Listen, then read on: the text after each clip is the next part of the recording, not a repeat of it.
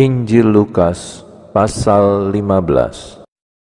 Para pemungut cukai dan orang-orang berdosa biasanya datang kepada Yesus untuk mendengarkan Dia. Maka bersungut-sungutlah orang-orang Farisi dan ahli-ahli Taurat, katanya, "Ia menerima orang-orang berdosa dan makan bersama-sama dengan mereka." Lalu ia mengatakan perumpamaan ini kepada mereka, "Siapakah di antara kamu yang mempunyai 100 ekor domba, dan jikalau ia kehilangan seekor di antaranya, tidak meninggalkan yang 99 ekor di padang gurun, dan pergi mencari yang sesat itu sampai ia menemukannya?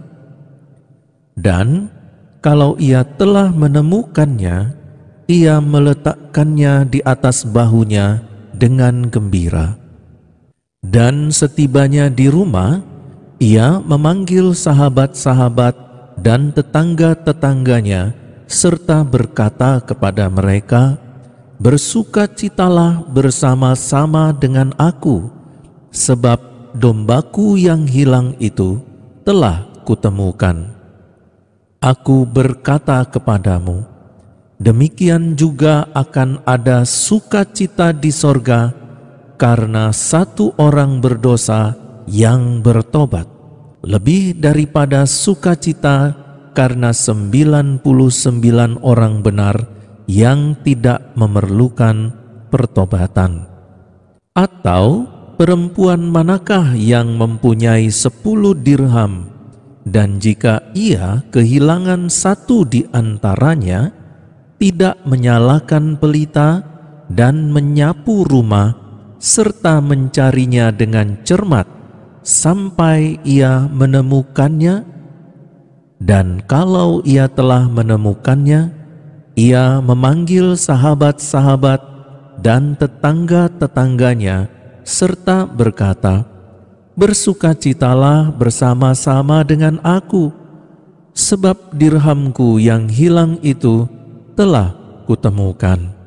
Aku berkata kepadamu, demikian juga akan ada sukacita pada malaikat-malaikat Allah karena satu orang berdosa yang bertobat." Yesus berkata lagi, "Ada seorang mempunyai 2 anak laki-laki. Kata yang bungsu kepada ayahnya, 'Bapa, berikanlah kepadaku bagian harta milik kita yang menjadi hakku.' Lalu ayahnya membagi-bagikan harta kekayaan itu di antara mereka. Beberapa hari kemudian anak bungsu itu menjual seluruh bagiannya itu, lalu pergi ke negeri yang jauh. Di sana ia memboroskan harta miliknya itu dengan hidup berfoya-foya. Setelah dihabiskannya semuanya, timbullah bencana kelaparan di dalam negeri itu, dan ia pun mulai melarat. Lalu ia pergi dan bekerja pada seorang majikan di negeri itu. Orang itu menyuruhnya ke ladang untuk menjaga babinya. Lalu ia ingin mengisi perutnya dengan ampas yang menjadi makanan babi itu, tetapi tidak seorang pun yang memberikannya kepadanya. Lalu ia menyadari keadaannya, katanya, 'Betapa banyaknya orang upahan Bapakku yang berlimpah-limpah makanannya, tetapi aku di sini mati kelaparan. Aku akan bangkit dan pergi kepada Bapakku dan berkata kepadanya, Bapa, aku telah berdosa terhadap surga dan terhadap Bapa. Aku tidak layak lagi disebutkan anak Bapa. Jadikanlah aku sebagai salah seorang upahan Bapa.' Maka bangkitlah ia dan pergi kepada bapanya. Ketika ia masih jauh, ayahnya telah melihatnya, lalu tergeraklah hatinya oleh belas kasihan.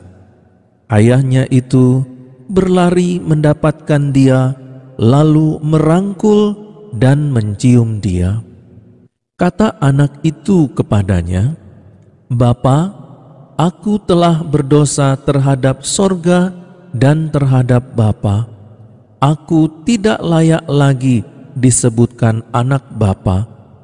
Tetapi ayah itu berkata kepada hamba-hambanya, "Lekaslah bawa kemari jubah yang terbaik, pakaikanlah itu kepadanya, dan kenakanlah cincin pada jarinya, dan sepatu pada kakinya.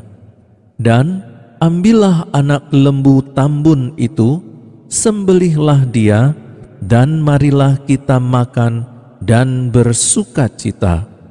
Sebab anakku ini telah mati dan menjadi hidup kembali. Ia telah hilang dan didapat kembali." Maka mulailah mereka bersukacita. Tetapi anaknya yang sulung berada di ladang, dan ketika ia pulang dan dekat ke rumah, ia mendengar bunyi seruling dan nyanyian tari-tarian. Lalu ia memanggil salah seorang hamba dan bertanya kepadanya, "Apa arti semuanya itu?"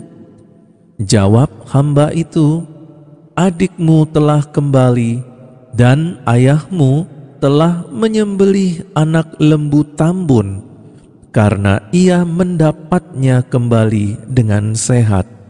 Maka marahlah anak sulung itu, dan ia tidak mau masuk. Lalu ayahnya keluar dan berbicara dengan dia. Tetapi ia menjawab ayahnya, katanya, "Telah bertahun-tahun aku melayani Bapa, dan belum pernah aku melanggar perintah Bapa.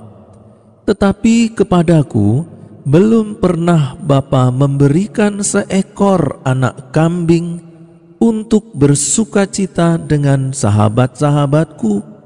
Tetapi baru saja datang anak Bapa yang telah memboroskan harta kekayaan Bapa bersama-sama dengan pelacur-pelacur, maka Bapa menyembelih anak lembu tambun itu untuk dia." Kata ayahnya kepadanya, "Anakku, engkau selalu bersama-sama dengan aku, dan segala kepunyaanku adalah kepunyaanmu. Kita patut bersukacita dan bergembira, karena adikmu yang telah mati menjadi hidup kembali.